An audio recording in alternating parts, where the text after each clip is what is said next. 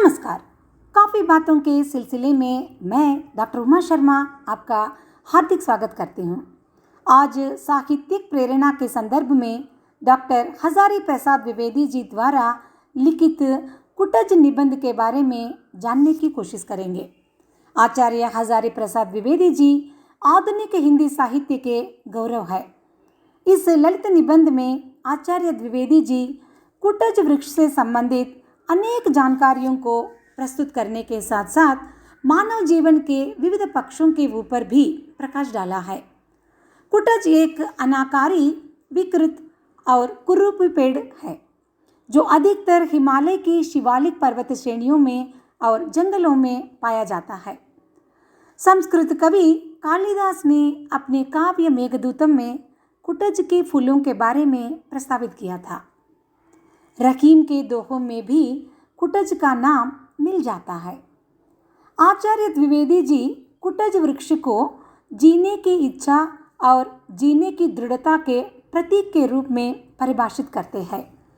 कुटज वृक्ष पत्थरों के बीच में से जन्म लेता है, फिर भी अपने अस्तित्व की रक्षा करना वह खूब जानता है। कुटज वायुमंडल में व्याप्त नमी को चुराते हुए पाषाणों को बेधकर रस ग्रहण करता है। कुटज का आकार छोटा होने पर भी वह आसमान को छूने की ललक दिखाता है। संघर्ष करना कोई कुटज से ही सीखना चाहिए। भयंकर लू का प्रकोप को सहते हुए भी हरा भरा रहना कुटज की विशेषता है। कुटज की भांति मानव को अपने अधिकार प्राप्त करने के लिए निरंतर कर्मपथ पर चलना अनिवार्य है। कुटज छोटा सा शानदार वृक्ष है। वह हमें जीने की कला सिखाता है। जो जैसा होता है वैसा ही दूसरों के साथ बर्ताव कर पाएगा। भूख प्यास की निरंतर चोट सहकर भी कुटज हंस रहा है। यह ऊपर से बेहया और मस्त मौला जैसा दिखता है। जीवन के विपरीत स्थितियों को हंसते हुए सामना करना कोई कुटज से ही सीख सकता है। जो लोग ऊपर से बेहया दिखते हैं उनकी जड़ें काफ़ी गहरे बैठी रहती हैं। सिर्फ सकारात्मक व्यक्ति ही अपने चारों ओर उल्लासपूर्ण स्थितियों का सृजन कर सकता है। कुटज की जिजीविषा यानी जीने की इच्छा मानव में निद्रित चेतना को जागृत करता है। परिस्थितियों के विपरीत कुटज मानव को शान से जीने का संदेश देता है। मनुष्य अपने स्वार्थ और लोभ के कारण आत्मसम्मान खो बैठता है। अपनी उन्नति के लिए अफसरों का जूता चाटता रहता है और वह उनकी खुशामद भी करता रहता है। अपने स्वार्थ के लिए भीख मांगने के लिए भी वह तैयार हो जाता है। अपनी आत्मोन्नति के लिए नीलम धारण करता हुआ रहता है।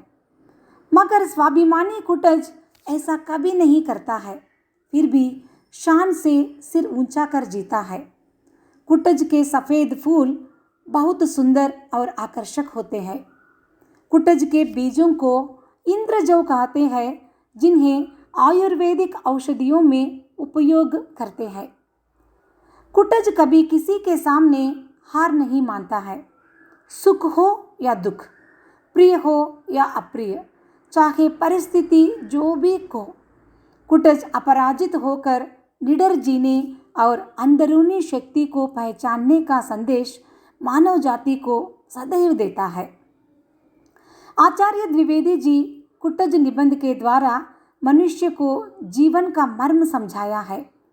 संसार में जो कुछ हो रहा है वह सब विधाता की योजना के अनुसार ही हो रहा है। यदि कोई मनुष्य किसी के सुख या दुख के लिए अपने आप को उत्तरदायी समझता है तो वह सरासर अहंकार और मूर्खता मात्र है। किसी को सुख या दुख पहुंचाना हमारी बस की बात नहीं है। यह तो परमात्मा की इच्छा पर निर्भर है। हम सब सुख की तलाश में रहते हैं। सुख दुख बनी बनाई वस्तु नहीं है। सुख दुख मन के दो विकल्प है।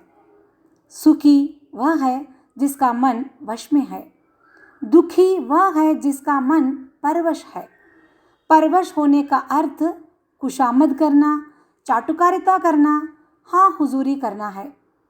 कुटज इन आरोपों से बिल्कुल मुक्त है। वह किसी का परवाह नहीं करता है। कुटज अपने मन पर सवारी करता है, मन को अपने ऊपर सवार नहीं होने देता। यही जीवन सत्य कुटज मानव को सिखाता है। जब तक हमारा मन हमारे अधीन में है, हम जो करना चाहते हैं हम कर सकते हैं। जब हमारा मन पराधीन हो जाता है, हमें कठपुतली की भांति किसी की आज्ञानुसार नाचना पड़ेगा। मनुष्य को अपने भीतर कुटज के गुणों को विकसित करना चाहिए, तभी वह शान से जी सकता है। तन और मन दोनों पर नियंत्रण रखने वाला ही सदैव सुखी और सफल बनता है। नाम बड़ा दर्शन छोटा, मुहावरा तो हम सब लोग सुन चुके हैं, मगर यहाँ कुटज का रूप छोटा है, मगर वह अपना नाम और रूप दोनों को सार्थक बनाया है। कोविड के कारण उपजी विषम परिस्थितियों में मनुष्य हताश और बेबस हो गया है। मुसीबत की वेला मन में मनुष्य डरता है और घुटने टेकने लगता है। कुटज की इच्छा शक्ति, मुसीबतों को झेलने की शक्ति, संघर्ष क्षमता समस्त मानव जाति के लिए प्रेरणा स्रोत कहना मैं चाहती हूँ। कुटज के इन संदेशों को आत्मसात करते हुए मैं अलविदा कहना चाहती हूँ। अगले हफ्ते एक नए विषय के साथ मैं आपके सम्मुख फिर हाजिर हो जाऊँगी। तब तक के लिए मुस्कुराते रहिए। धन्यवाद।